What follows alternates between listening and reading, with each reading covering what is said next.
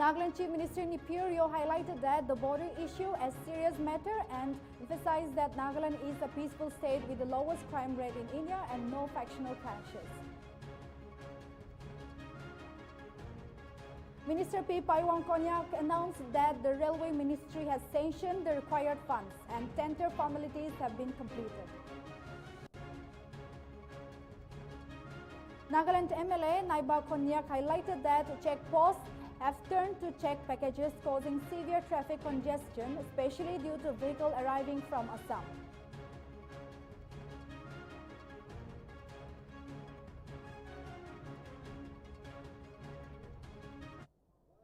A very good evening, viewers. You are watching English Prime Time. This is Imli Salaimchan. Now news in details.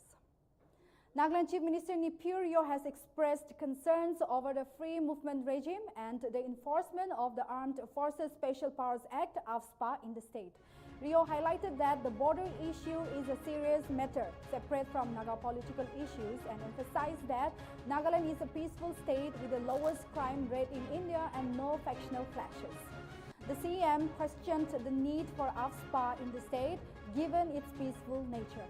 He also mentioned that a cabinet meeting was held on January 6, 2025, where it was decided to appeal to the central government to review the protected area permit and FMR. However, despite sending the necessary documents, there has been no response from the central government.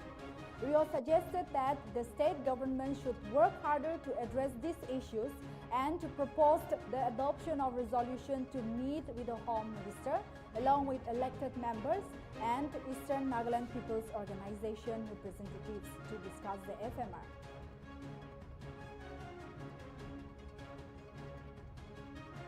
Of the border. Speaker Sir, the State Cabinet in its meeting held on 6 January 2025 discussed about the MHA notification, and as the Cabinet decided, the Chief Secretary wrote a letter to the Union Home Secretary on 22nd January 2025. This letter reiterates government's stand to restore old free movement regime. Sir, you may also recall that the fourth session of the 14th Nagaland Legislative Assembly adopted a unanimous resolution on free movement regime along the Indo-Myanmar border. This resolution was adopted by voice vote on 1st March 2024. The resolution cited the unique age-old historical, social, cultural, tribal and economic ties of the Naga people living on both sides of the border, and appealed to Government of India to reconsider its decision to suspend FMR along the Indo-Myanmar border. Speaker Sir, I feel that the sentiment of this August House need to be communicated to the MHA in an appropriate manner. It is proposed that, led by me, I think I propose that led by, and all party delegations to meet the Union Home Minister, Government of India at the earliest opportune time, because my voice raised in NEC meeting in his presence and also cabinet meeting on the 6th, which was conveyed by Chief Secretary, there is no reaction and reply. So I feel that we can, a team of all party delegates may meet him and apprise the situation. During the meeting, it is proposed that the concerns of the House expressed through the unanimous resolution passed on 1st March 2024 and the Cabinet decision of 8 February 2024 and 6 January 2025 be communicated in an appropriate manner. So that is my suggestions, it is up to the House. Thank you. Sir, I'll complete the other one also. Speaker, sir.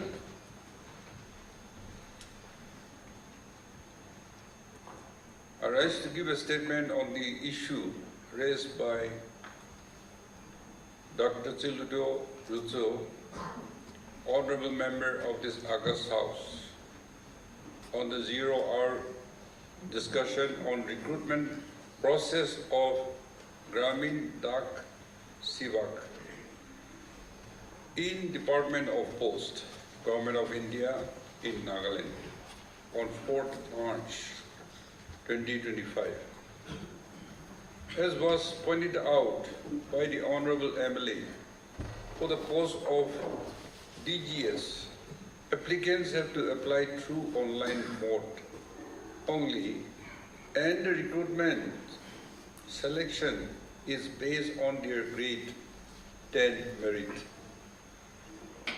The Gramin Dak Sivak should be well versed in the local language to effectively deliver their services, as the state has not notified any local state language as third language. The local Naga languages are not part of the selection criteria for this post for the state of Nagaland. Hence, the field is open to all across Indian non-English and Hindi to apply and avail the post. Sir, it is evident that the persons from outside Nagaland getting posted in Nagaland are not able to deliver their services in Nagaland due to their difficulties in conversing and delivering services in local languages. As a result, our citizens are deprived of these services on the one hand and lost out on potential employment opportunities on the other hand. In the light of the above, there is a clear case for the state to intervene in the interest of our citizens and the youth in particular. Accordingly, it is proposed that the matter be referred to a select committee for comprehensive examination of the issue. Thank you.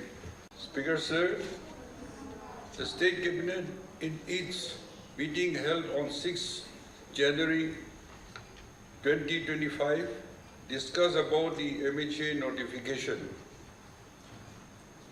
and as the Cabinet decided, the Chief Secretary wrote a letter to the Union Home Secretary on 22nd January 2025. This letter reiterates government's stand to restore old free movement regime. Sir, you may also recall that the fourth session of the 14th Nagaland Legislative Assembly adopted a unanimous resolution on free movement regime along the Indo-Myanmar border. This resolution was adopted by voice vote on 1st March 2024. The resolution cited the unique age-old historical, social, cultural, tribal and economic ties of the Naga people living on both sides of the border, and appealed to Government of India to reconsider its decision to suspend FMR. The Dimapur Railway Station Modernization Project, allocated Rs 283 crore, is progressing under the Amrit Bharat Station scheme. Minister P. Paiwang Konyak announced that the Railway Ministry has sanctioned the required funds and tender formalities have been completed. The project is set to commence in March 2025. However, a land issue at Dimapur Railway Station has been a challenge. To address this, the Government of Nagaland and Northeast Frontier Railway have explored options, including eviction and resettlement plans. Despite the railway's inability to pay rupees 132 crore in compensation, the project will proceed on areas under railway possession, with the land issue being addressed simultaneously. I take this opportunity to make things clear, especially on the Dimapur railway station development program project. Speaker Sir, government of the day, the government of Nagaland has taken many initiatives, especially by the leader of the house.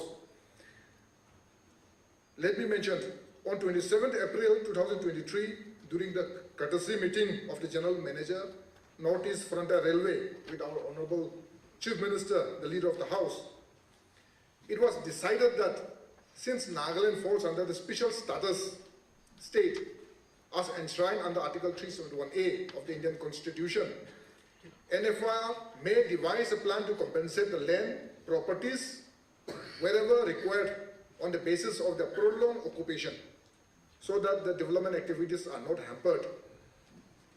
And after this meeting, a spot verification was carried out, and land development upgradation of Dimapur on the upgradation of Dimapur railway station was made by the Dimapur district administration, representative from the railways, DLRSO, Dimapur, PWD housing, police, and also as per the decision taken on 21st August 2023.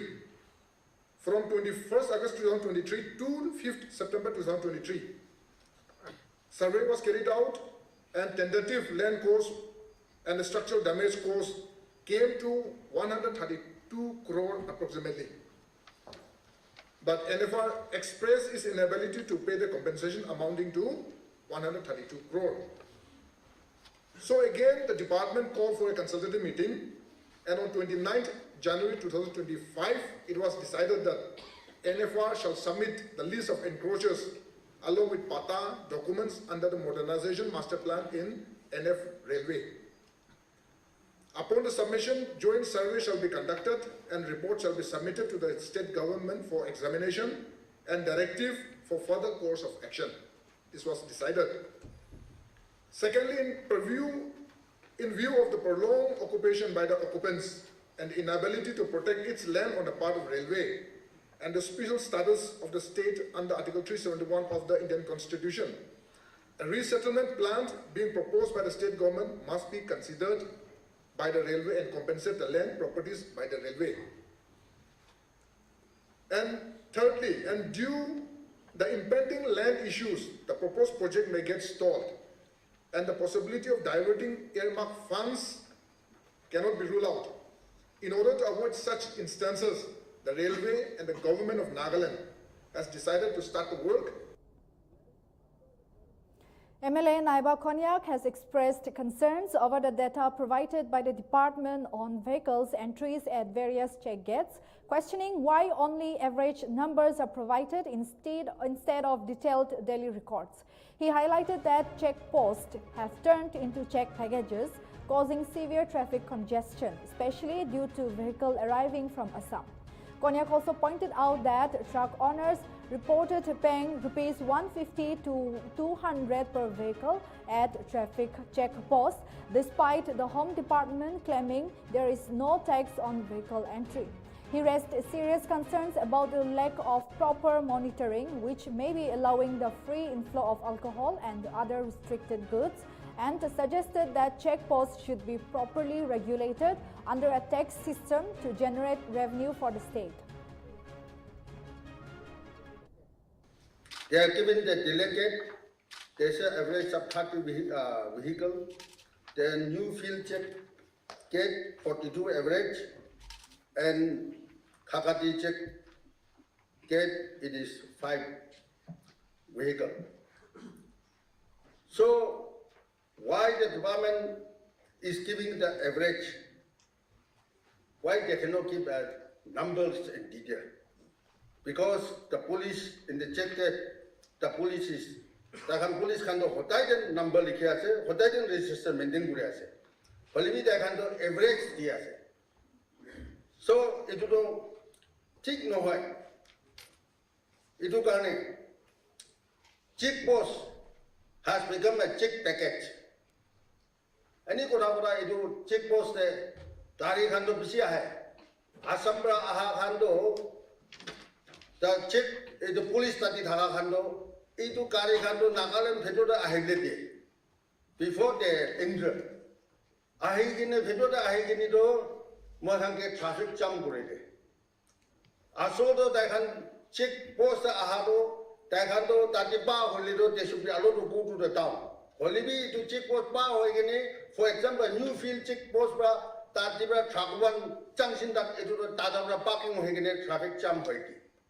So they should not be allowed to enter before they go to police. In our hoine kiba bishu hoyase. Traffic jam bi bishu hoyase. Aro there are so many traffic police are there. It was traffic can be the traffic packets is now hoigise. Aro it is learned from the answer that there is no tax rate, tax to 9%. Free entry Korea se. No letter free entry hole to kari khan to traffic jam to no hobo lage. Yare checkpost kiman ase Nagaland de. Dimapur ra Kohima ta Jamugiri ma de checkpost ase, Pakai de ase, Koki Delong de ase, Chanapani de ase, Biri ma de ase, Bifi ma de ase, Desabza de ase, aro bypass Josma de ase. Itu traffic to itu checkpost of itu police kani hote dikhi kage. Ya kito tindai ase koise. Why it is that I have asked for coming from the Assam. Assam brother aha ase koise. Aro itu to mohan to itu to ekubi pusan de loi any ahegle ki koise. I came to learn from these heavy motor vehicle owners. Ta kan itu checkpost kiman dia ase koise. 150 rupees to 200 rupees to itu checkpost dia ase koise. Aro yati to Home Department reply we said there is no tax. Aro kiman itu lo aro kiman ase. For example, itu Merapani de checkpost ase, Morani de ase, Duli de ase, Namsa de ase, Kuzama de ase, even international itu IDC Pangsa de ase, our Longwa de ase coming from the Myanmar. Itu thaki kine moi khan to yati to ego big tax nulai. Free entry ase bole to the free entry vehicle hobo niki Nagaland de. Any example to what I can average as 1 Monday, I have asked from April 2024 to December. So approximately vehicle coming to 3 checkposts is 2,310 as. For example, any 150 rupees, it will checkpost the 1 Monday, 1 crore 39 lakhs 5,000 in Angola. So I have asked for 9 months. 9 months so little, 9 crore 35 lakhs 55,000 is now less. If it is a 12 months means 12 crore 42 lakhs 60,000 is now less. Aro tadi Nagaland checkpost, police checkpost pusan nolai. Kuado, I think itu tu mosange itu revenue tu ikut naik baiknya. Nethakile kile checkpost tadi bo. Checkpost nilai boleh tu itu nilai kane itu Nagaland tu mutu kana dawai. Replying to the question asked by MLA Achumbemo on old age pension scheme, Chief Minister Nipurio replied that the total number of population in Nagaland covered under the old age pension scheme is 63,272, while the amount paid to the beneficiary under Indira Gandhi National Old Age Pension Scheme for 60 to 79 years is rupees 2,400 per annum, and 80 years and above is rupees 6,000 per annum.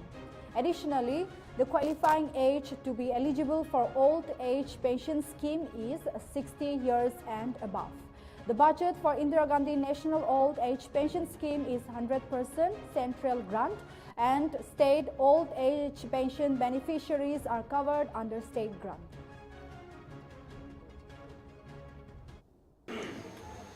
I think with the advancement of medical science, the longevity is more. And first of all, that should be assessed as to what will be the right age for people to get pension. wherever in a state, government servants retire at the age of 60. Other states and central government service at the center, age is higher. I think all this should be reviewed from Government of India also and the state also. I had a privilege of traveling to see World Cup in 1990 in Italy. The deluxe coach we traveled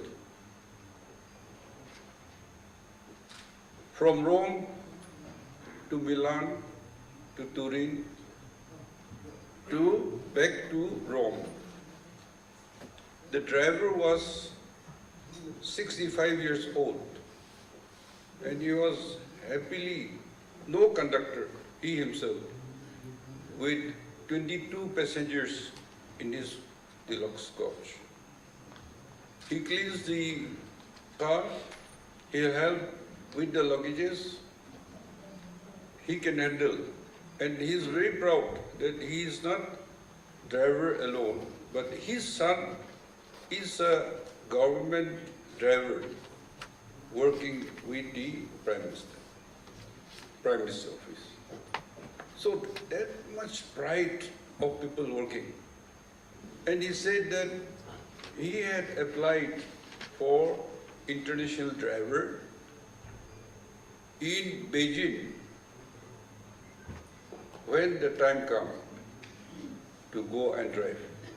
So people who retired or who is reaching 60 and above, those people who are active live longer and remain healthier.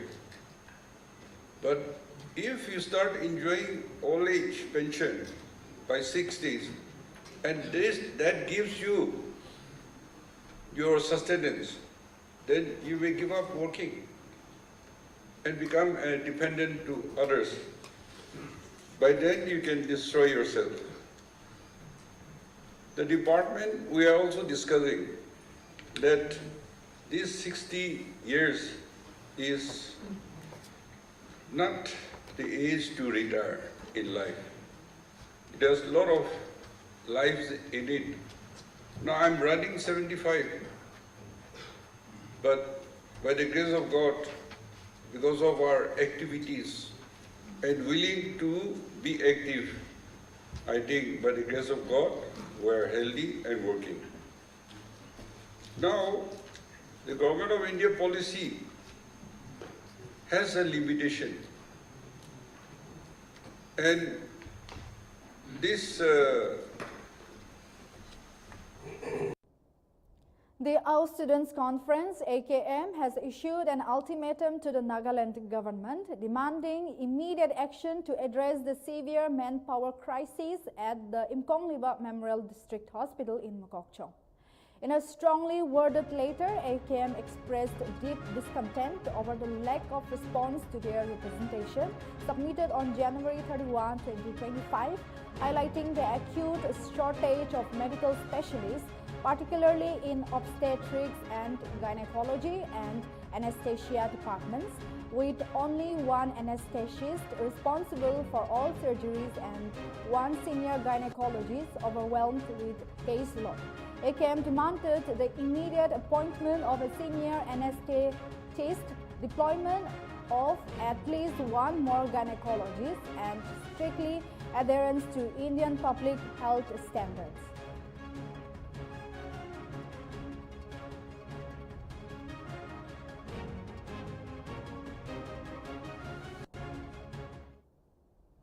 Nagaland Chief Minister Nipuryo presented the state budget for 2025 to 26, estimating gross receipts at rupees 24,849.1 crore and gross expenditure at rupees 24,699.1 crore. The budget focused on various initiatives, including the Chief Minister's Health Insurance Scheme, which has benefited 12,047 people, with rupees 50 crore allocated for 2025 to 26. Other key allocations include rupees 49.03 crore for the agri and allied sector, rupees 15 crore for the Chief Minister's Health Insurance Scheme, and rupees 2.50 crore for the drone training and logistics program. The budget also emphasized development expenditure, including rupees 5,819.24 crore for various schemes and projects.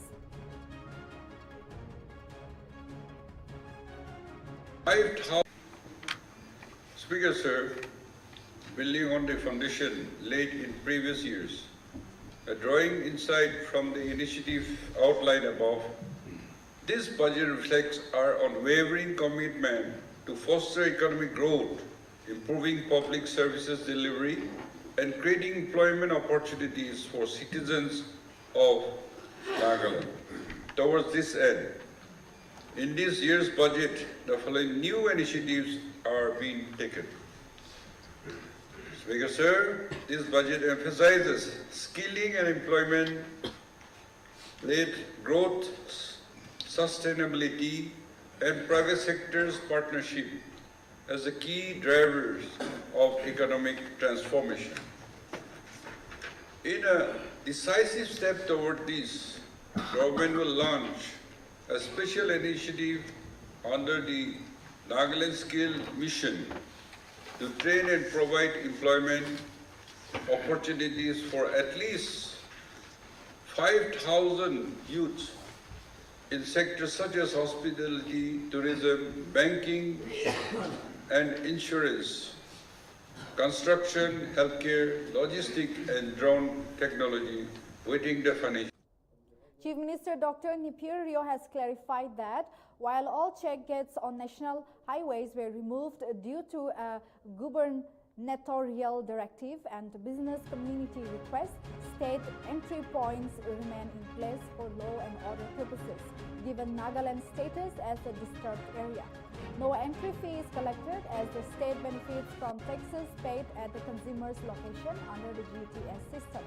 From April 2024 to December 2024, the government collected rupees 7,62,150 in fines under the Motor Vehicle Act.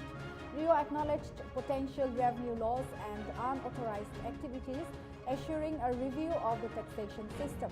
He emphasized the role of Inner Line Permit and AFSPA in tackling drug trafficking and illegal activities, with several seizures made. The government will reassess measures to serve Nagaland's best interests amid ongoing concerns over traffic congestion, transparency, and revenue gaps in the market.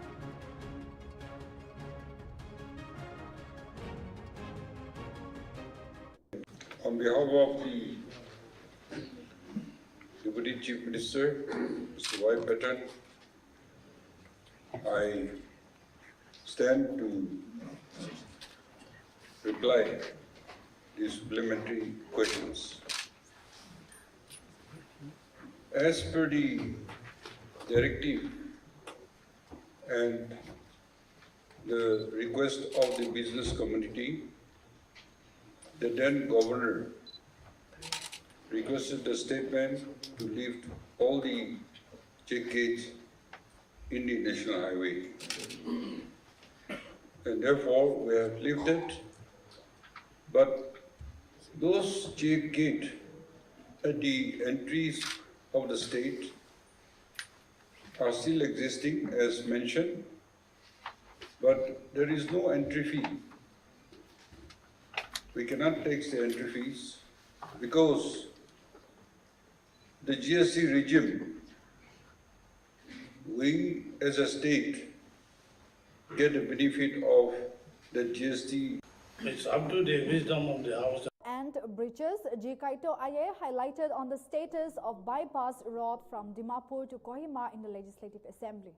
He said that the reason for delay in completion of the capital road, which comes under ICS scheme, was due to litigation, alignment changes and forest clearance issues, land owner disputes and compensation demands, and due to the effect of COVID-19 pandemic. Kaito also highlighted the name of the firm to whom the work has been allotted and up to what extent payment has been made till date on regards to package 1, 2 and 3.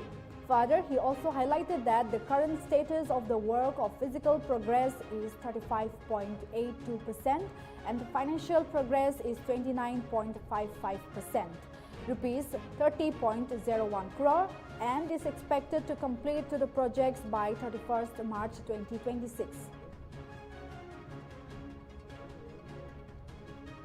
It's up to the wisdom of the House and the Honorable Speaker, but while referring into the privilege committee for any remarks by any organization, whether we wait for the privilege committee to give its session or we should go ahead with the project. As I said in the question ordered yesterday, we are pursuing with the contractors and the footy road committee to come together, to come to understanding in order to give clarity to this package, because we have certain differences in certain stages, but people want road. And I don't want to see that this road package should be sabotaged or delayed. And all the NGOs from Tribal House are pouring in the media that amicable solution should come and get us road. Therefore, I think my department initiative taken to see that they have brought to understanding. The project is on, but we don't want to face any media exchanges or pushing each other. The Semi Students Union staged a sit-in protest at the Directorate of Technical Education on March 7 as part of their ongoing demand for the upgradation of Kelhoshe Polytechnic Toise to a full-fledged engineering college. The protest, which entered its second day, was preceded by a short program featuring speeches from various union leaders, including NSF President Nltv, ANSU President Tianyensi Law Book and SKK President Gihuka Jumo.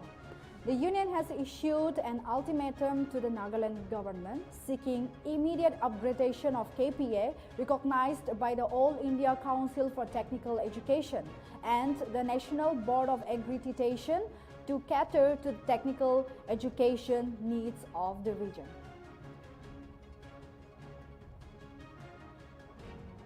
We are very much thankful and beyond grateful for the support and cooperation of the Naga Students Federation and all the tribal organizations. Even though 3 units are present here today, but I'm very much optimistic, and I've been in touch with all the student leaders, and then they have been giving their solidarity message and the support towards this initiative. And so your support and your cooperation has given us enough courage that we shall not look back, and we shall pursue towards the objective, towards our goal, without stopping and without looking back.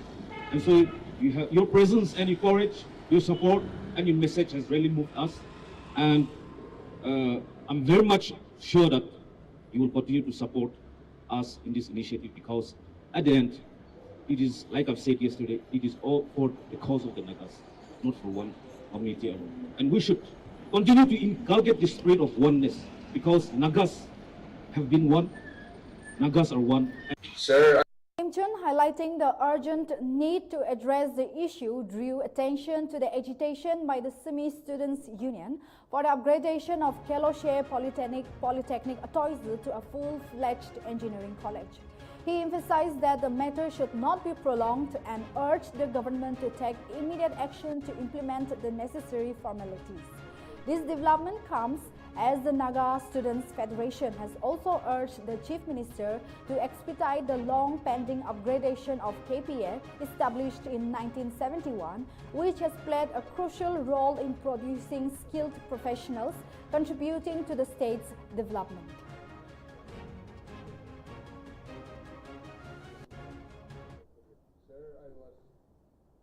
Given the privilege by the then Chief Minister in the then House to look after this technical education, in addition to my other governmental assignments.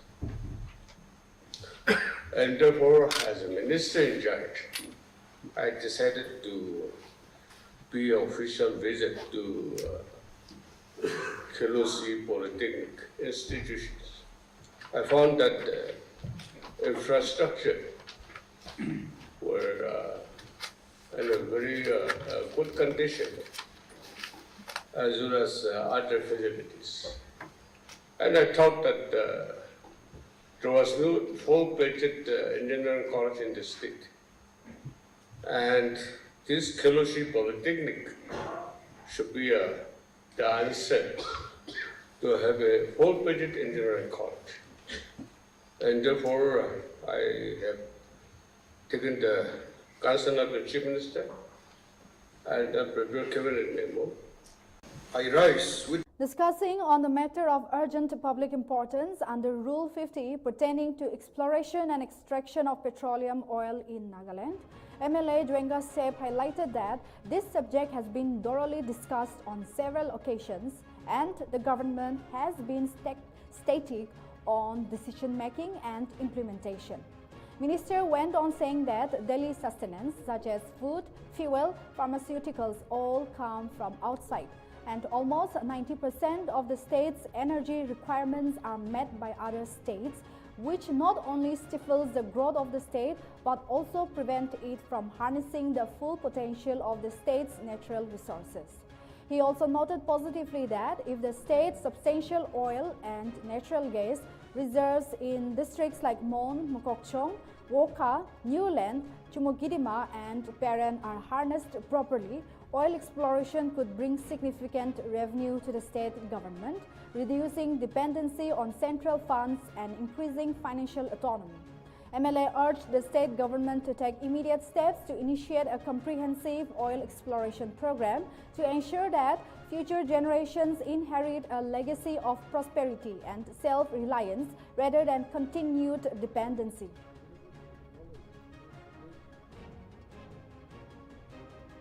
I rise with deep concern for our state's economic future as a steadfast commitment to achieving financial self-reliance.